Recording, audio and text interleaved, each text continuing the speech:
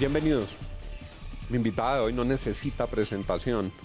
Valiente, fogosa, clara en sus posturas, dice siempre lo que piensa y es candidata presidencial. Me da mucho gusto saludar a la doctora Piedad Córdoba. Bienvenida. Muchas gracias, Juan. Un gusto estar aquí contigo. Ya calentando ahora sí los motores para esta recta de la campaña, ahora que pasó Congreso y que pasaron consultas. Calentando motores porque es que antes estaban los de las consultas, eran los visibles. Lo mismo que los candidatos al Congreso a través de los partidos. Y los que no estábamos ni en consulta ni en el Congreso, pues estábamos totalmente desaparecidos. Entonces ya está la fórmula lista con el exmagistrado Jaime Araujo. Sí, muy contenta, es un hombre brillante, integérrimo y además con una estela muy clara de lucha por los derechos. ¿Qué es y qué representa el movimiento Poder Ciudadano? Poder Ciudadano es un movimiento que surgió en el seno del Partido Liberal, un movimiento progresista, un movimiento muy enraizado en la ciudadanía, en hacerle entender a la gente que nosotros tenemos no que pedir derechos, sino exigir los derechos, pero también tener conocimiento de esos derechos en un país donde realmente hablar del derecho a la educación o hablar del derecho a la salud, o en un país donde, por ejemplo, y tú lo sabes, hay tan maltrato a la infancia, a la niñez. Creo que ese es un tema que a nosotros nos ha dejado muy atrás, pero fundamentalmente Poder Ciudadano es el empoderamiento de la ciudadanía a través de los derechos. Yo tengo una pregunta que hago con todo respeto. Cuando empezó medio a moverse el tema de los tarjetones, yo a la primera persona que oí diciendo ojalá de la calle fuera candidato presidencial fue a la doctora Piedad. ¿Por qué finalmente no lo acompañaron y por qué el movimiento arranca su propia gesta política? A ver, Juan, lo que yo dije en esa oportunidad en una reunión, en una entrevista, era que era muy seguro que el doctor de la calle fuera el candidato inspector del presidente Santos y que por esa razón pues el presidente le había dado muchísimo juego pues obviamente como negociador del tema de las FARC, pero realmente yo no estaba pensando en apoyarlo, entre otras cosas porque es un hombre respetable, es un hombre importante con una trayectoria y una carrera política importante, pero disentimos en el modelo. En el modelo económico, en el modelo político, en el modelo social. En el modelo económico-social, porque realmente yo sí creo que aquí hay que hacer reformas profundas, importantes. Este es un país donde la economía está muy mal, donde la industria está en el suelo. Yo sí creo que es absolutamente necesario que nosotros reindustrialicemos el país, que empoderemos los pequeños emprendimientos, los medianos emprendimientos, que nosotros realmente le demos un apoyo fuerte al empresario colombiano. A mí me duele mucho que aquí una persona viene de afuera y tiene un montón de garantías y el empresario o la empresaria colombiana para montar una empresa arranca con un arsenal de impuestos, con una cantidad de trámites. Entonces a mí me parece que es muy importante y eso sí hay que tocarlo. Lo que ve uno es que a lo largo de muchos años se ha ido generando una carga tributaria violenta para los colombianos, que va desde el IVA para el ciudadano más humilde pagando 19% hasta unos impuestos pues muy gravosos también para las empresas. Y yo te puedo decir que en los estudios que hemos hecho con el equipo asesor, realmente el estancamiento de la economía se debe precisamente y fundamentalmente a un impuesto como el IVA del 19%, que es brutal, que le quita la capacidad adquisitiva a la gente. Es que mira, ahorita por ejemplo en la campaña uno va a arrendar un sitio para hacer un evento y el IVA puede ser 4 millones, 5 millones, entonces es una cosa que te deja por fuera de la competencia. Pero fuera de eso, ya el ciudadano de a pie, el ciudadano del común, que va a adquirir un bien o un servicio, realmente no lo puede hacer. Un carrito que no es nada del otro mundo, 25 millones, tiene que pagar un impuesto del IVA altísimo, altísimo. Entonces, nosotros sí hemos pensado que el IVA cero es una propuesta importante y que tenemos la forma de mostrar de dónde pueden salir los recursos. Y otra cosa que también estanca mucho la economía son las comisiones financieras, las comisiones bancarias.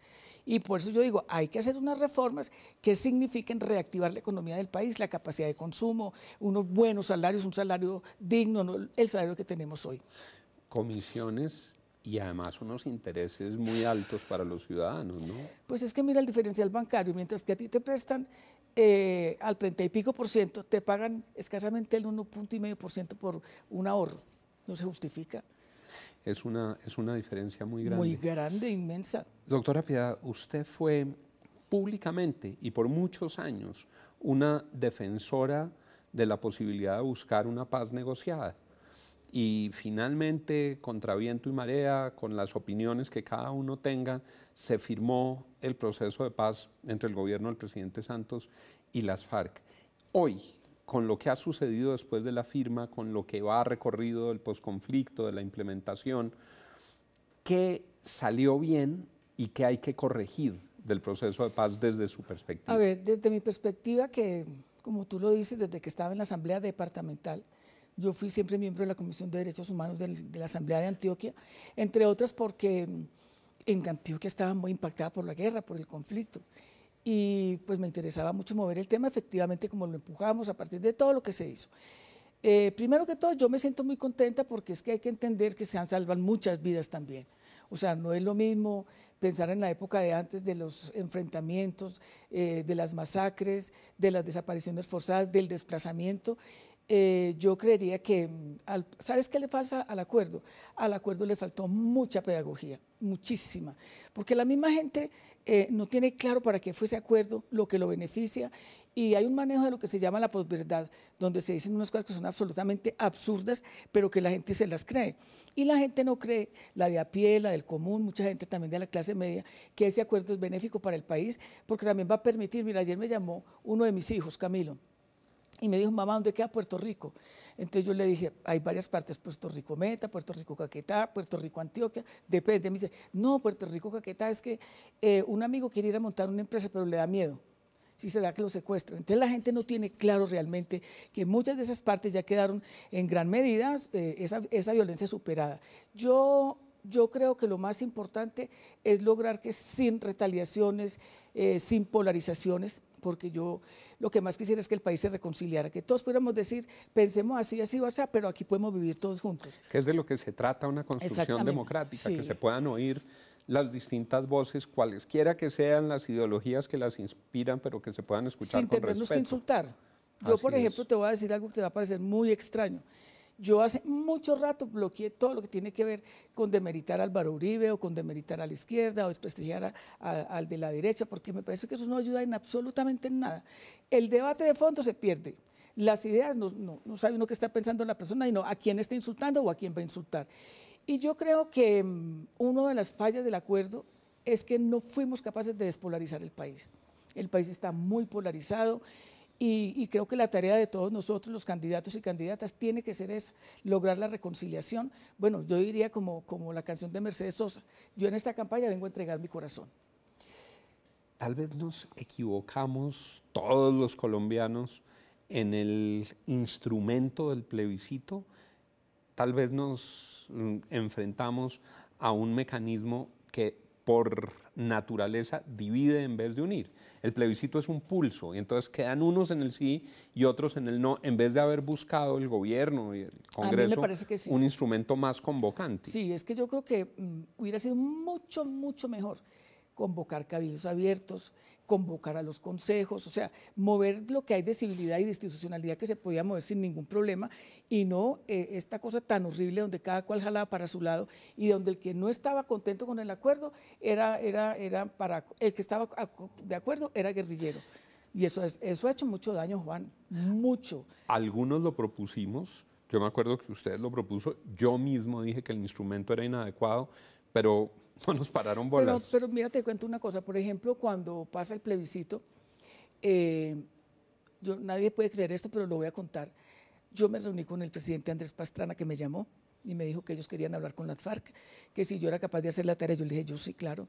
Yo me fui a hablar con el presidente Santos y le dije, aquí no se puede quedar nadie encerrado afuera, porque entonces aquí no vamos a lograr hacer nada. Luego hablé con Carlos Holmes, que me llamó. ¿Y el presidente Santos dijo que autorizó que se reunieran? Autorizó. Mira, hablé con Carlos Holmes, hablé por teléfono con Álvaro Uribe, hablé con Pacho Santos. ¿Y Álvaro Uribe le pidió también que se pudieran reunir con las FARC? Sí, pero hubo otra gente con otros intereses de los sectores progresistas y se radicalizaron que no y que no. Yo porque decía que era mejor hablar, porque yo decía, hombre, vamos a llegar a un nivel, a un punto donde las posiciones se van a polarizar de tal manera que ni siquiera vamos a ser capaces de escucharnos. Y como le decía yo a algunos de ellos, mire, escuchar no quiere decir ceder. Escuchar no quiere decir que el otro tiene la razón. Escuchar lo que tiene que hacer es desprevenir a las personas, porque ellos creen que por ejemplo, todos los que estaban en contra del plebiscito creían que habían pactos por debajo de la mesa. Y los otros, que los otros iban a dañar el plebiscito. Pero esto es toda una revelación. Sí. Entonces, Andrés Pastrana y Álvaro Uribe le pidieron Sí. el contacto, Sí. el presidente Santos aceptó Sí. y luego el proceso se malogró. Yo fui a La Habana y lo dije inclusive públicamente, no lo dije al escondido, lo dije en una reunión de organizaciones y movimientos sociales, y yo dije, a mí me parece que aquí hay que hablar con todo el mundo, porque los que llevamos mucho tiempo en la política sabemos que en un momento determinado una posición polarizante le puede hacer mucho daño al país, y yo creo que es importante que hay cosas aquí que se tienen que elaborar, trabajar más, y que no se trata de la impunidad, ni se trata tampoco de regalar el país, ni de entregar el país, y facilitar que a futuro hayan unas reformas importantes en Colombia. Pero bueno, ahí se atravesó gente que no te voy a decir quién fue, pero hizo mucho daño. Y hoy nada menos en la mañana estaba yo hablando precisamente de eso, qué distinto estuviera el país si se hubiera podido hablar con ellos. Claro. Y con el ELN, ¿qué opinión sobre ese proceso? ¿Qué hacer con ese proceso? Yo creo que lo que ha pasado con el ELN es que ha entrado también en una fase de desconfianza, de pérdida de la confianza. A mí me parece que han cometido errores muy grandes, como por ejemplo lo de Barranquilla, como por ejemplo lo de Norte de Santander. Eso no gana gente para este proceso. Yo he ido a hablar con ellos. Ellos me pidieron el favor de hablar sobre el tema de la participación ciudadana, que yo creo que es importante. Pero para mí, bueno, afortunadamente ya hoy está empezando, pero creo que hay que construir más confianza y más legitimidad, porque sí es necesario que salgamos de esta guerra del todo. Es Piedad Córdoba, candidata presidencial del movimiento Poder Ciudadano. Me mencionó ahora a uno de sus hijos. ¿Cómo están los hijos? ¿Cómo está la familia? Muy bien, Juan. Mis hijos ya son muy grandes. Mi hijo mayor, Juan Luis, salió electo senador por el Partido Verde. Están estrenando curul en la familia. Sí. Juan Luis Castro Córdoba, sí, senador de la República. Sí. Ahí va la sangre política, sí, corriendo, sí, por esas venas. Sí. Está muy contento porque, pues de todas maneras, él es un médico psiquiatra muy formado. Él estudió prácticamente su carrera en Medellín y hizo la medicina. Pero cuando nos tuvimos que ir del país, ya él entró a McGill, donde hizo psiquiatría social, lo entró a Mount Sinai, psiquiatría de adolescentes, psiquiatría general, luego en Yale, donde hizo psiquiatría infantil y adolescencia, y luego hizo salud y finanzas públicas en Chapel Hill. Una carrera espectacular. Sí. ¿Por qué en el Verde? ¿Por qué? Porque, pues, lo debería decir él, no yo, pero creo que por una razón muy sencilla no tuvo ninguna oportunidad en el Partido Liberal, siendo que es una figura joven, progresista además, preparado, negro, entre otras razones, que sí es importante que sea un referente para los afrodescendientes de este país. Qué pelea la que hay en el Partido Liberal, sí, hoy también, horrible, ¿no? Ve uno, sí, una presión muy fuerte, y el partido perdió muchas curules. No, y el partido perdió mucha gente porque de todas maneras los disensos no se consensúan, no se tramitan, no se digieren, sino que se imponen las cosas, y eso va haciendo que la gente se aísle. Yo, por ejemplo, no pienso en muchas cosas como piensa Vivian Morales, pero pienso que esa no era la salida tampoco, como Sofía Gaviria tampoco. Entonces, mire lo mismo de Galán. Se les fueron tres, sí, personas valiosas, sí, al partido. Y la dulce condición de ser abuela, ¿cómo va? Muy bien. Tengo 2 niñas, Abril y Estefanía, y el niño que es Juan vive en Estados Unidos. Y voy a tener la tercera. Tengo 3 nietos gringos. 3 nietos gringos. ¿Hablan inglés? Sí, todos. ¿Más, sí, que español? Más que español, sí. Sí. Pues me alegra mucho haberla tenido aquí. Muchas gracias, Espero, Juan, que tengamos la oportunidad de seguir este diálogo. Este es un programa cortico, al punto, de 15 minutos, pero espero volverla a tener aquí. Vamos llevándole el pulso a la campaña presidencial. Y a mí también me alegra mucho encontrarme contigo, porque juntos hicimos unas tareas que los dos compartimos con las mujeres, con la infancia, con la licencia de maternidad y paternidad.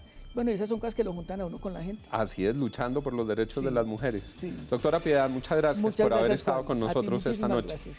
Y a ustedes, muchas gracias por haber estado aquí. Sigan con Red Más Noticias.